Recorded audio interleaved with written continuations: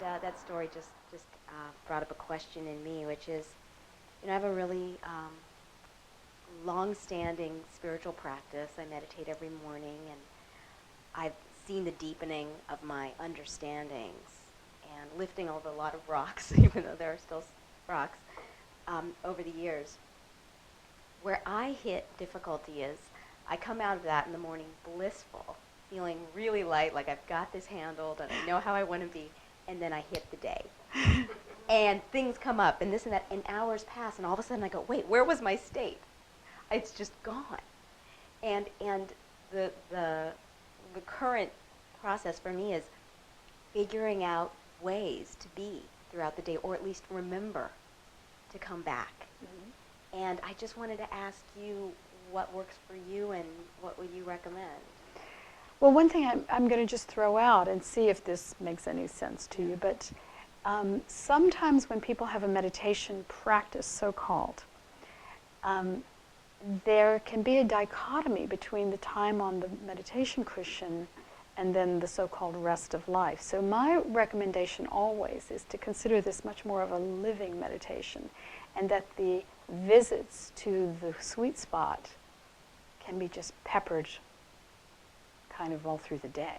That you're constantly setting the intention to that channel, right?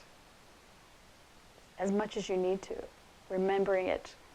I used to say, choose freedom, even if you have to do it 10,000 times a day. That's 10,000 hits of freedom. Right? Even if all through the day. The freedom. Right, but there comes a point where it starts to shift into an automatic habit. Really? Yeah, maybe not. It's maybe not constant, but it's just much more the automatic habit. Right, such that you're not thrown off course for hours at a time. Right, the attention becomes much more frequently flowing along in just simplicity inside. Doesn't mean there aren't thoughts, and one shouldn't make a battle with thoughts, but rather that you're experiencing just this flowing sense of presence, very present and now, and thoughts are occurring in that now, but they don't stick. They're inconsequential mostly. You don't even have to bother with almost all of them. There's only a few that are good.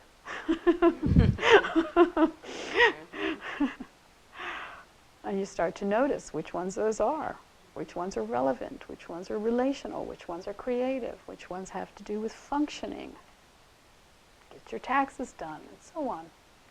You just notice them as they go, and those are the ones that get much more attention.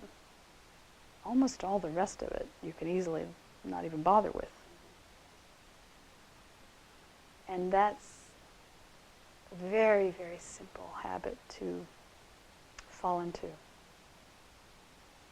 because it doesn't require any kind of particular practice. It doesn't require any kind of, there's no attainment. There's no beliefs. It's just an experiment you make with yourself.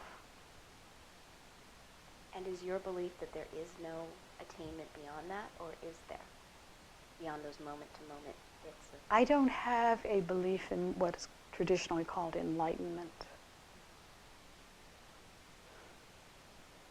I don't have that. So what do you have?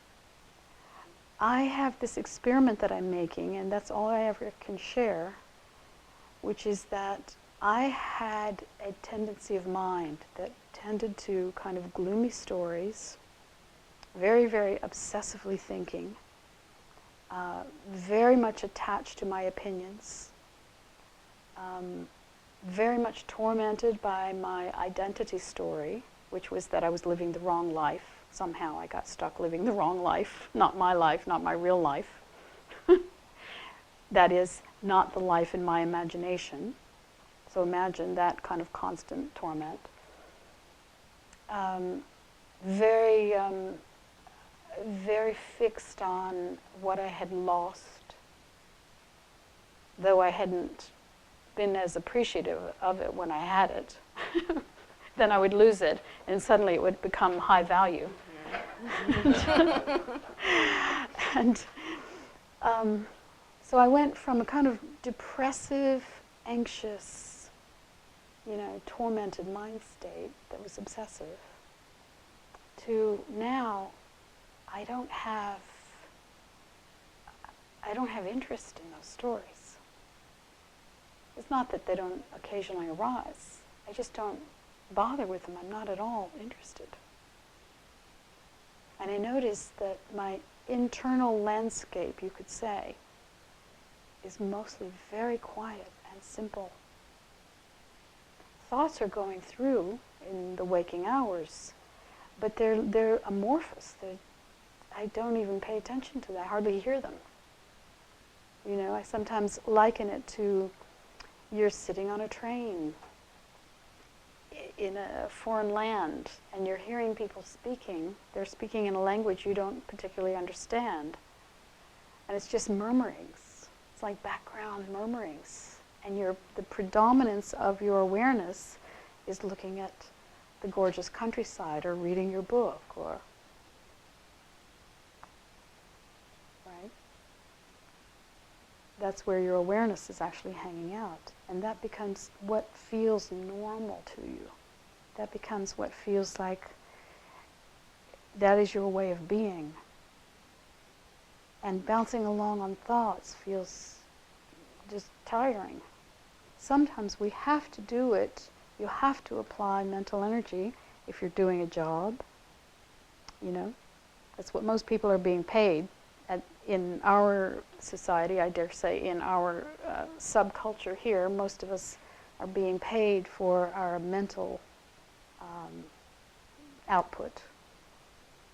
Not many of us are farmers, and are fishermen or whatever. I dare say in this particular room, another room might be different, but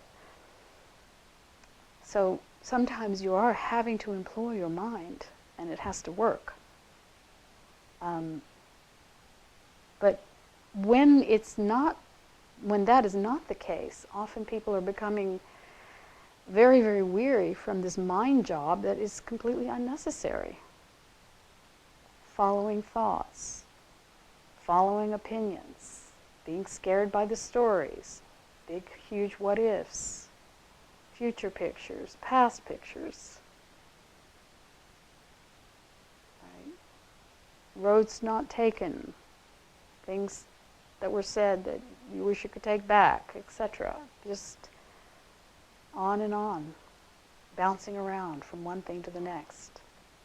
Or desires. A lot of people are living in a hot fire of desire, wanting objects, wanting experiences. Now, it's not to say that the occasional wanting of those things is a bad thing. I'm not saying that. Some people live in like I say, in a fire of desire, where they're just burning for the next thing out there. I told the story the other day in here. In the movie Wall Street 2, there's a moment when the young Turk, who's just kind of the wannabe coming up, is saying to Josh Brolin, he says something like, everybody has a number of what they want. What's your number? And Josh Brolin, who's this billionaire raider type, says, more. Right? Some people are living in a constant hunger for more. And my teacher once said this amazing thing. I loved it. He said that often the relief one feels in the acquisition of a particular object is not really in the object itself. It's in the cessation of the desire. Right? It's like that burning stops for a while. You feel, okay, got it. And you feel this, the peace, exactly. The peace that was already there, yes. right? Except for the burning that was Mhm. driving, you know. And it's not to say we don't enjoy objects, right? From this point of quiet, I propose that you actually enjoy everything much more. You have a clear relationship to it in its impermanence, which allows you a kind of freedom in the enjoyment. If you don't have a clear relationship about the impermanence, then your enjoyment is a little bit clouded. If you don't understand that you will inevitably have to let go, right, then you're busy holding off that fear. You can't quite, relax. One of our Thai teachers once said, he picked up a cup, and he said, what is the best way to relate to this cup? And he said, his answer was, you relate to this cup as though it's already broken. Right? And then you just enjoy it while it's here. you know?